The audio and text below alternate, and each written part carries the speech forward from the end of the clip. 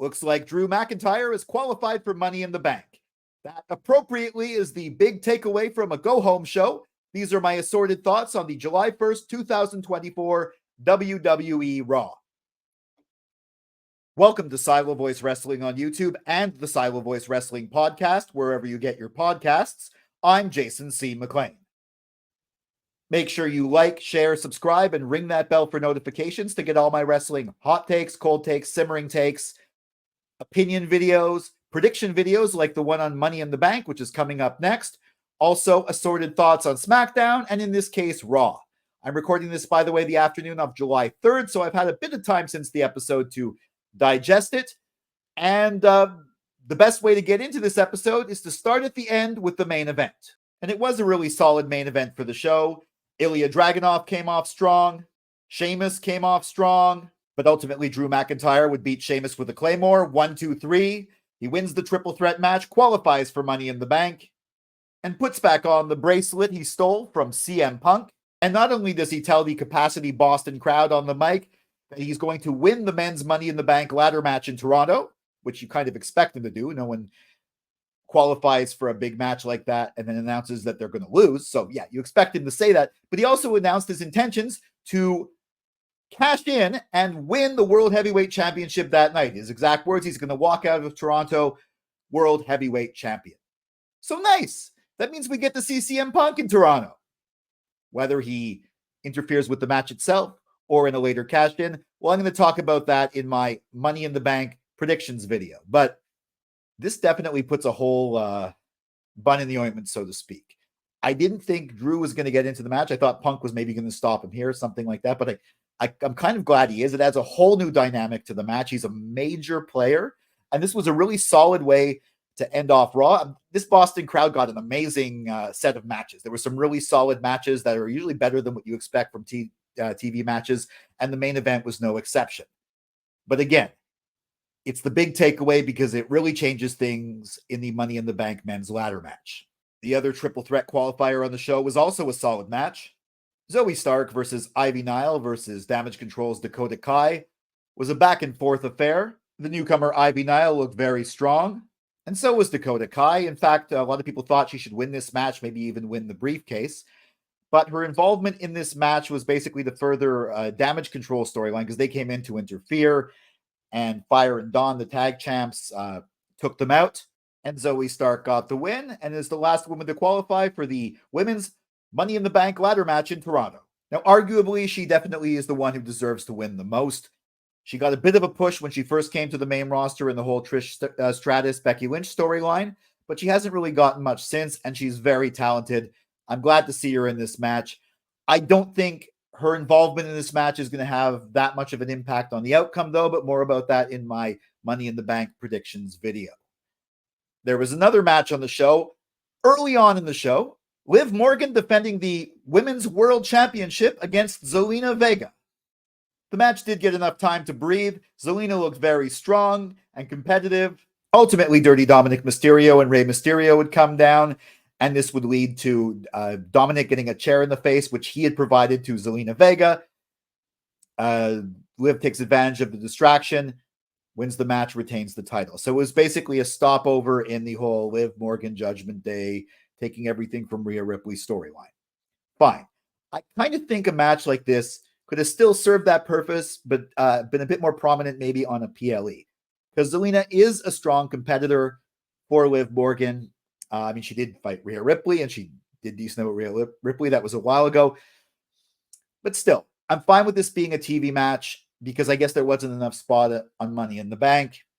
And it does serve the purpose of showing that Liv Morgan is a champion who can defend the title and at least has one defense under her belt. It would be better if it was at a PLE. Anyways, I was fine with this match. It was a good match, and it progressed the story. And again, it's another great match, a Women's World Championship match that this Raw crowd in Boston got. There was another match, a WrestleMania rematch from WrestleMania 39, Dominic Mysterio versus Rey Mysterio later in the show. It was also a solid, rare one-on-one match, like in WrestleMania rematch match that you don't expect to have on a random Raw. But again, that's what this show seemed to be about, some really solid matches. But of course, it also was a stopover in the whole Liv Morgan Judgment Day storyline. The two parts most people remember is Dominic accidentally getting knocked on top of Liv Morgan and she likes it, and Dom getting knocked off the ropes, specifically because it was Zelina Vega who was also there at ringside along with Liv Morgan, who knocked Liv, who knocked the ropes, who knocked Dom off his perch, and ow, if you know what I mean. Of course, Ray comes in with the 619. There were a few 619s. Really good match overall. Ultimately, Ray ended up winning. Maybe someday Dom will get the victory, maybe when Ray's ready to retire. But again, this sort of fit into the overall storyline, which also played out backstage in the Judgment Day Clubhouse and in the ring when discussing the World Heavyweight Championship match at Money in the Bank. These segments were, of course, to highlight Finn Balor's involvement in the whole story and his secret, possible, though I'm pretty sure, definite coordination with Liv Morgan and his ultimate split, or ultimately him forcing Damian Priest out of the group. There was a discussion backstage where he said that Damian's changed, and then he comes in to confront Seth Rollins. Damian comes in. He's not too happy. Finn's there. Finn ends up getting injured by Rollins or attacked by Rollins. So that is some setup for the next PLE, but it's also set up for the overall storyline. A solid part of a go-home show. There was another bit of solid go-home show setup when the Intercontinental Champion Sami Zayn confronted his next challenger, Braun Breaker. There was some good, though not exactly out of the box, back and forth promos. There was also Braun spearing Sami, chasing him around the ring for another spear, but Sami moved out of the way. Sami brings him back in the room. Ring was going to get a haluva kick, but Braun speared him again. A good bit of physicality, especially Braun holding up the title, showing that this is a real threat. We didn't really need this promo. I mean, this match, I'm glad it's getting this build, but this match has build already. It's Sami Zayn, the beloved Intercontinental Champion, my fellow Montrealer, defending against the next big thing, Braun Breaker. This match was already built up, but it's good they at least demonstrated some of that on this Go-Home Raw. Go home or not, we shouldn't forget about the Wyatt Sick6. The show started outside of the arena with Jey Uso coming through the crowd, comes in, all the Fireflies are out. Again, still the best entrance going, at least currently. He makes his way to the ring, cuts a promo, and who should come out but fellow Money in the Bank competitor, Chad Gable. Chad's getting whatted about as much as Jay's getting yeeted, but he wants the yeets. In fact, that's his whole thing. Yeet in the bank or money in the yeet or what have you. I don't think we're going to talk about that in the Money in the Bank prediction video anyways. But yeah, so they have a confrontation in the ring. They talk a lot about family. They talk about what happened with the Wyatt Sick6. Jay says he'll give up the Fireflies. He doesn't want to take them. They could have him back. And Chad actually accuses Jay of abandoning his family, just like Chad's family abandoned him. But actually, situation of the rest of the Alpha Academy and Jey Uso are actually quite similar. But of course, doesn't stay as a talking bit. Chad gets physical. Jay tries to get him back. Chad rolls out of the ring. Just as the lights go down, the Fireflies come up. Jey Uso somehow disappears, and the music starts playing. The very one-note Wyatt family music. Chad's looking around confused and scared. I'm a little bit confused too, because I thought Chad Gable, they had removed him from this storyline. I guess not.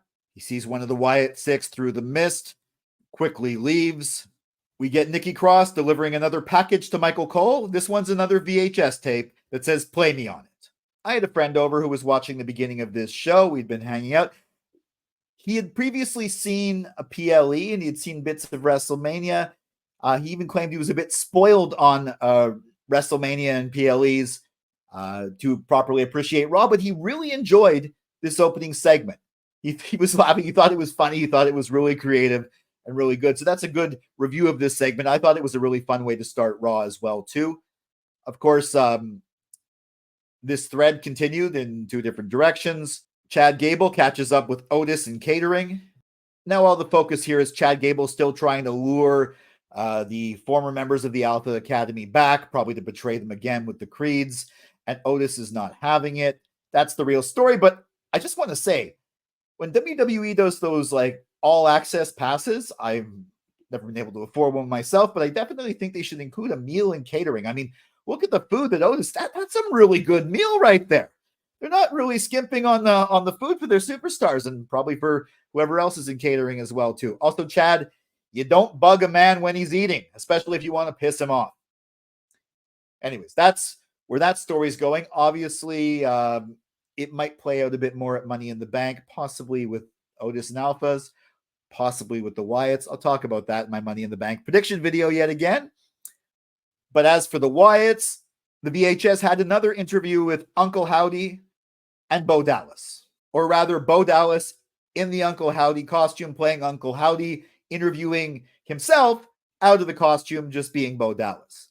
I thought they would move on to something else this week, another type of video. They've already established that whole thing, but maybe this is the second one of that. They showed Bo Dallas and Uncle Howdy kind of turning into each other, and they also brought up family, which I think definitely has to do with why they're targeting Gable and maybe why they're not targeting Jey Uso.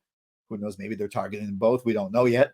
Or they seem to be cool with Uso having the Fireflies. He seems to be somewhat, although he's not aligned with them, he's definitely not against them. But I definitely think they're targeting Gable. There might be some other people that who knows, maybe the Bloodline, maybe something. So it's definitely continuing to hint in a direction. I hope things speed up a little bit quicker, but still, this was a good creative bit to have on the show, to have on the Go Home show. And this segment may or may not be setting up something for the PLE. We'll have to find out. So these were my assorted thoughts on the July 1st, 2024 WWE Raw. And of course, by assorted thoughts, it means I'm focusing on the big things, the things that really caught my attention. There's obviously some stuff I left out on purpose, some stuff I might have just forgotten about. What about you? What do you think? Do you agree with my take on this? Do you think there's anything I should have mentioned that's important? Let me know in the comments. Follow at Silo Wrestling on X, at SVS Reviews on Instagram and Facebook, and me at Jason C. McLean on X and Instagram. And once again, remember to like, share, subscribe, and ring that bell for notifications. The next video, which I'm going to record right now, is my prediction video for Money in the Bank. For Silo Voice Studios in Montreal, I'm Jason C. McLean.